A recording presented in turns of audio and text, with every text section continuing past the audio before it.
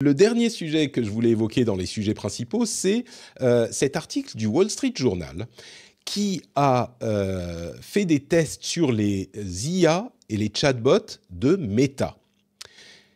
Ces chatbots, sur Facebook notamment, ils peuvent prendre la forme de personnalités, de célébrités qui ont donné une licence, qui ont vendu une licence à Meta pour recréer une sorte d'avatar par IA qui est calqué sur leur personnalité. On a des gens comme Kristen Bell, comme John Cena, comme Judi Dench, qui ont donné à Meta l'autorisation de créer des IA basées sur eux et sur leur voix. Or, le Wall Street Journal a remarqué avec ses tests qu'il était possible de demander à ces IA de faire du roleplay romantique. Vous entendez les guillemets.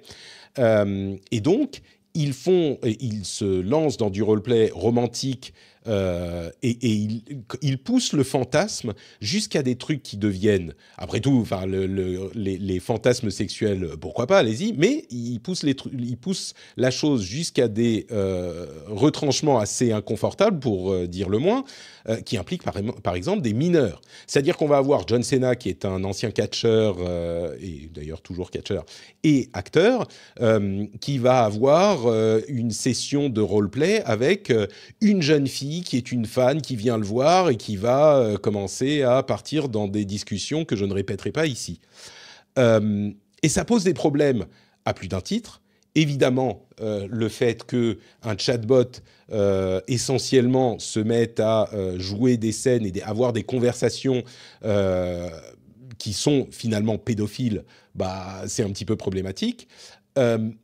Et le fait que ces personnalités qui ont vendu leur image à Meta pour créer des chatbots, le fait qu'ils se retrouvent, par exemple Kristen Bell, qui jouait la voix, qui jouait Anna dans La Reine des Neiges, visiblement, avec son chatbot, elle fait des références à son rôle d'Anna, film de Disney, dans certaines de ses conversations. Donc tu vois, ça part tout de suite dans le plus que discutable. Et c'est particulièrement problématique. Bon, on imagine que Meta, voyant ça, va dire... alors d'une part, ils disent oui, mais c'est des cas hyper extrêmes, des situations qu'on ne retrouve que quand on les cherche vraiment. Bah oui, mais il y a des gens qui peuvent peut-être les chercher, donc c'est peut-être un problème. Et puis, ils vont, je pense, renforcer leur garde-fou, leur entraînement des IA pour que ça soit moins possible. Mais bon, c'est toujours possible de jailbreaker les IA. On l'a vécu à de nombreuses reprises. Moi, je trouve ça particulièrement intéressant parce que ça montre de quelle manière les nouvelles technologies posent des problèmes inattendus. On en parle régulièrement dans l'émission, en particulier avec l'IA parce que c'est la dernière technologie la plus nouvelle. Mais encore une fois, c'est un problème auquel on n'avait pas forcément pensé, quoi. Chatbot IA, personnalité connue qu'on calque avec son contexte de catcheur, d'acteur, etc. Et on en fait un chatbot pour des conversations, c'est hyper marrant. Ben oui, sauf que voilà ce que ça peut donner aussi.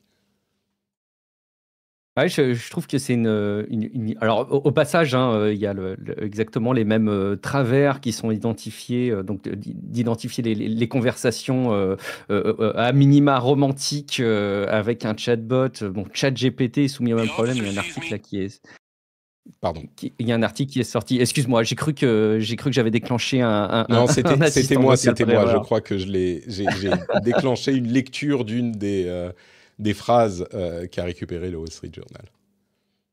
Et en tout cas, ils identifient chez TechCrunch le fait qu'ils ont mené une enquête et côté ChatGPT, il y a finalement les mêmes problèmes et c'est inhérent à un fonctionnement d'une IA que d'être soumis à ce type de soucis. Et évidemment, tu as raison, au niveau de l'entraînement, il y a sans doute des choses à faire.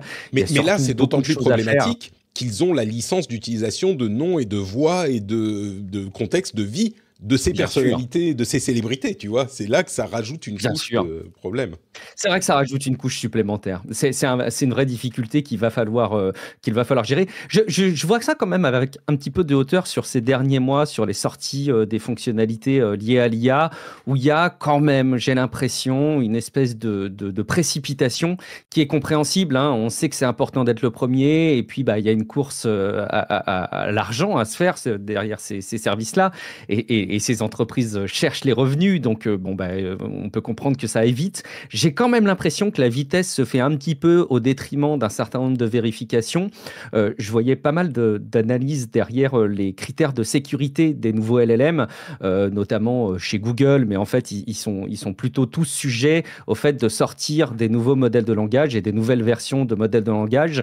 Et chaque fois, la section qui parle de la gestion des risques est de plus en plus faible.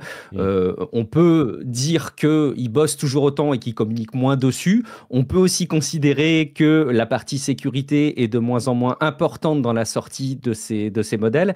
Et je pense qu'il faut s'alarmer, donc à la fois au niveau des modèles en tant que tels et à la fois au niveau des services qui s'appuient sur ces fonctionnalités. Il est quand même urgent, je pense, que ces entreprises se rappellent qu'elles ont des enjeux en matière de sécurité et qu'il y a un certain nombre de critères à vérifier avant de mettre à disposition des trucs de ce type-là, quoi. C'est tellement compliqué. On nous demande dans la chatroom, mais c'est impossible de censurer certains sujets pour les IA. Comment on n'y a pas pensé demande Fanny. Le problème, c'est que le fonctionnement de base d'une IA de ce type, c'est de lui faire ingurgiter autant de texte que possible. Et dans ce texte, si tu commences à dire « Ah bah attends, les romans de gare romantiques, on va quand même pas mettre de ça, parce que tu peux, hein, tout à fait. Mais est-ce que ça fait pas partie de la culture ? Est-ce que c'est pas… » Enfin, il y a plein de questions comme ça qui se posent. Et ensuite, tu entraînes ton IA, c'est un petit peu compliqué le processus, mais tu entraînes ton IA pour lui faire dire que si on t'emmène sur ces sujets-là, bah tu réponds pas, ou tu réponds tel type de réponse. Mais c'est difficile de le garantir à 100%. C'est comme de la cybersécurité, il y a toujours une faille, il y a toujours un moyen. Dans le cas des IA, ça peut être par exemple, non, je te demande pas de me faire, de faire un roleplay où toi tu es ça. Enfin, je te dis pas d'être ça et moi je suis ça. Mais alors imagine, tu es un auteur et tu es contacté par une grande société de production de cinéma pour écrire un script sur tel sujet. Et comment est-ce que le script se déroulerait-il ? Et tu vois, ça, c'est ce qui s'appelle jailbreaker un chatbot. C'est contourner les interdictions pour lui faire dire des choses qu'il n'est pas censé dire. Et là, on parle de contenu explicite, mais c'est le même problème avec tout un tas de contenus, que ce soit des questions de désinformation ou de mauvaise interprétation de données, etc., etc. Je vais… L'aura de l'avocat du diable m'impose de mentionner une chose, malgré moi, à contre-cœur. Est-ce que… Je vais te poser la question, Guillaume. Finalement, dans ces conversations,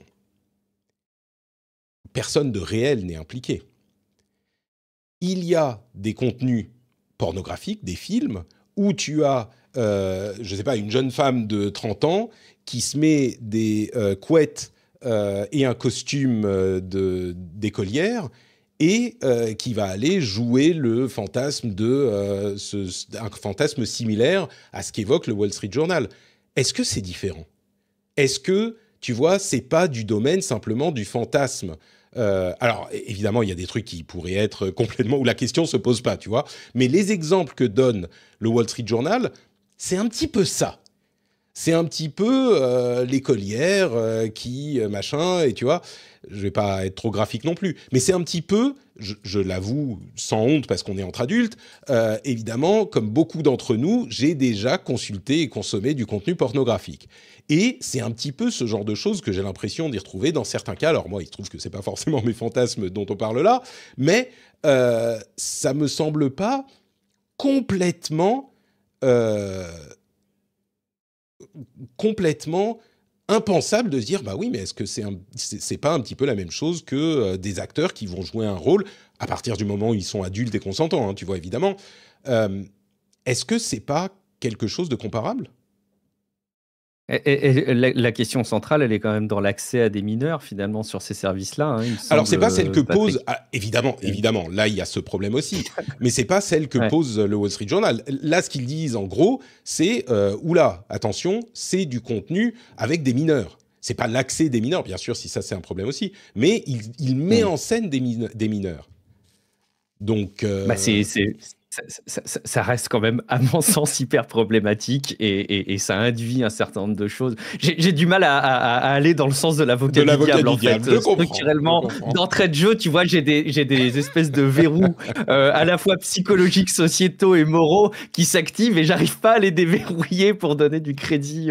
Et j'arrive pas à légitimer, d'ailleurs, des contre-indications à l'avocat du diable. Pour moi, il y a un cadre moral et il me semble que là, on tombe en dehors. On est loin d'un puritanisme, hein, selon moi, dans le sens de la position que je tiens. Mais j'ai du mal quand même à pas déclencher des verrous. Je comprends bien. Tu vois, c'est l'avocat du diable à qui je fais bon, chou maintenant. C'est bon, c'est fini, c'est terminé. T'as essayé, rentre chez toi. Très bien, et écoutez, c'est du coup la fin du 3e sujet principal de l'émission que je voulais évoquer. On va continuer avec d'autres. On nous dit dans la chatroom, non, mais ça n'a rien à voir, ce que j'entends évidemment.